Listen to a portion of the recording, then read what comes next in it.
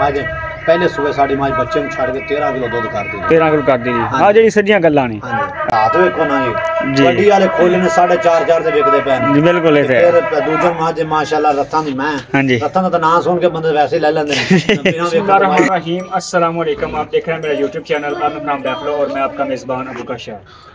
अच्छा जी आज लोकेशन जी अपनी है चोट सर खोरा आ रहे तहसील का सहीवाल के गैबर नोशा रोड उत्ते मौजूद है अड्डा चोट खोले तो नाल 1 किलोमीटर पिंड है अपना चोट खोरा उत्थे पहुंचे भाई विसाख को उन्होंने को झोटी है माशाल्लाह दूजा वारा सोई है तो प्योर नोशा के इलाके की दूजा झोटी है बड़ी खूबसूरत है तो हुण आले पहुंचे हैं तो हुण ही हुण डिलीवर किया बच्चा उन्हें माशाल्लाह कट्टा दिता है तो हुण ही सोई है रेडी करे तो उन्हें वीडियो बनाने तो गल्लां बातां करने की गलबात हैगी की मुंशल है झोटी चंगी बड़ी नस्ल जात वाली है माशाल्लाह तो थोड़ी सैटनी जिंदी वजह तो मतलब कि ना पहले दो दिन पहले सोपी है तो बाकी माशाल्लाह होर सो के चंगी सुथरी बन जाएगी गुवाल वाली मज है नाले शौक वाली है सोहनी सुथरी हैगी सील शराब झोटी है बड़ी सुथरी बताया गल्लां बातां करने एक की मुंशल है वो भी मार देना मुक्की मोटी जी ते मां तो हो जाएगी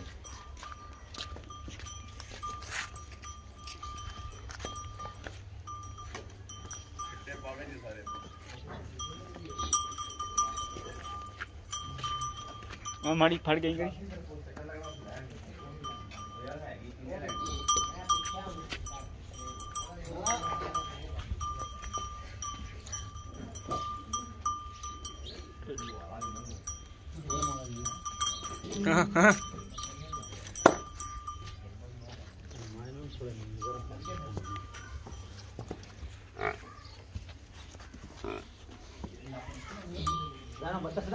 बच्चा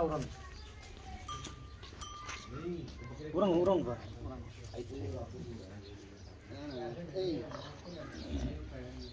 ऐसे तो मैं खुला नहीं पट्ठे कटना आज पट्ठे खाए ने मां दा ने तिला बेच अपनी ओथी बेटा रख हां हां वालेकुम जी वालेकुम सलाम जी। अच्छा जी मामा एक किताब का नाम दस दियो ते फोन नंबर दे दियो मोहम्मद इसाक 0301 50 22 364। अच्छा झोटी किनवे सूरे दूसरा वार है दूजा वार सोई है हां जी। अच्छा ते इनदा की दुध शुद्ध रिकॉर्ड है दुध शुद्ध हिसाब नाल ते ताजी हुन सो पी ना देख लीजिए रत्था सालां दी झोटी है ये अच्छा संपालां दी सालां दी हां जी सालां रत्था दी अच्छा रत्था सन वाला जो रत्था सालां की झोटी लई है ते दूसरा वारा पहले कहंदे सी माज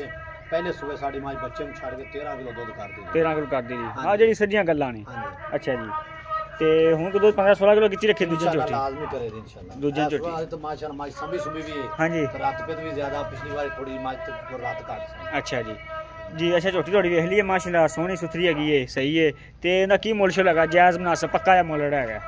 6.5 लाख रुपए 6.5 नहीं 6.5 बता 6.5 बहुता को पक्का या मुल कर दे फाइनल नहीं फाइनल कर दो हां फाइनल है पक्की कसम बात है माज तो लाभ जी नहीं हां जी वो तो है माज लाभ जे को हालात देखो ना जी बड़ी वाले खोले ने 4.5 दे विकदे पैन जी बिल्कुल है फिर दूजा माज माशाल्लाह रत्तां दी मैं हां जी रत्तां दा नाम सुन के बंदे वैसे ले लेंदे ने बिना वेखण तो माज ले लेंदे ने और गल है बिल्कुल। अच्छा तो हुन फाइनल रेट की है यही है 6.5 लाख जायज मुनासिब हो जाएगा प्यार मोहब्बत हो जाएगा तो जी ठीक हो गया जी 6.5 लाख रुपया डिमांड है तो और कोई बंदा लेना चाहता हो राब्ता कर सकता है।